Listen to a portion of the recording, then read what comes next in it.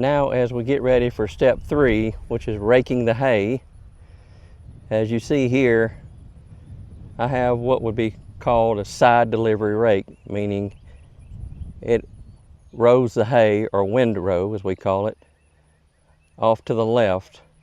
With this rake, you can keep going around and around the field until you get the size windrow you'd like to have. A lot of people use the old conventional style real side delivery rake, or even more people use the V-rake pattern, either in a reel type or a wheel type rake. With the wheel rake, as you see, there's hundreds of little fingers that glide across the ground and roll the hay into a row. Just as in tethering hay, even though I can't see very well or the depth perception, I've learned over the years to have a reference point to gauge where I'm raking. A lot of times I can actually look just over the fender wheel of the tractor and I can see the edge of the goldish hay, which is the dry and ready to rake hay. That's how I use my reference point. After you get out in the field and you get your rows, actually the rows can contrast with the rest of the ground, so you get a very good reference point of where you need to be raking at.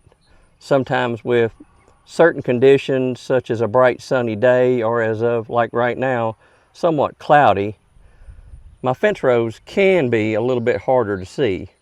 There again, I elect to lay off the fence as much as I can without wasting crop. As you can see there, I have a pretty good reference exactly where I need to be. Now you'll get a sample of what it consists of as far as raking the hay.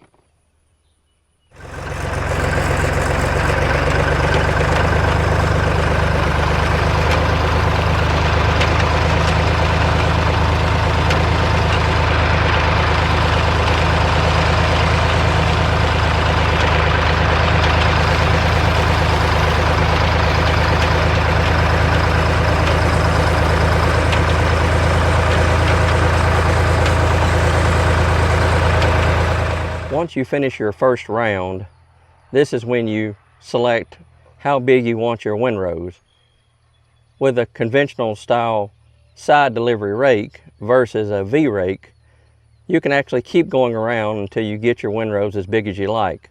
With round balers, usually the windrow can be quite a bit bigger. Square baler, I choose to keep mine on the medium size. It seems to feed better. And when the hay's really thick, most of the time you can go around one time and then double back.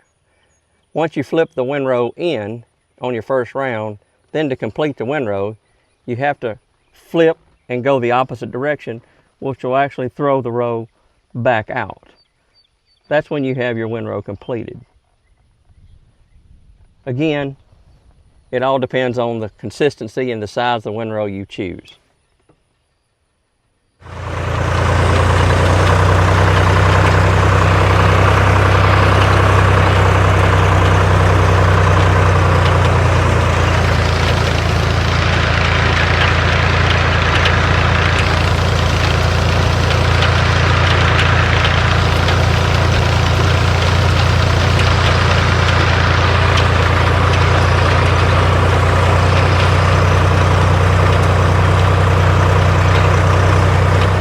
As you see, row 1 has been completed.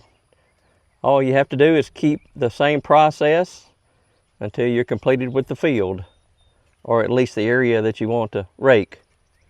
Today, obviously, we're not doing the whole field because I haven't cut everything, but this gives you a good idea how step 3 of 4 is completed. We've cut the hay, we've tethered it, now we've raked it. Next process will be baling it up and getting it on the trailer, which hopefully we'll do that today if Mother Nature will cooperate with us. As you can see, it's kind of cloudy today, even though we really need the rain here in Middle Tennessee, the third day of July, but hopefully we'll get done.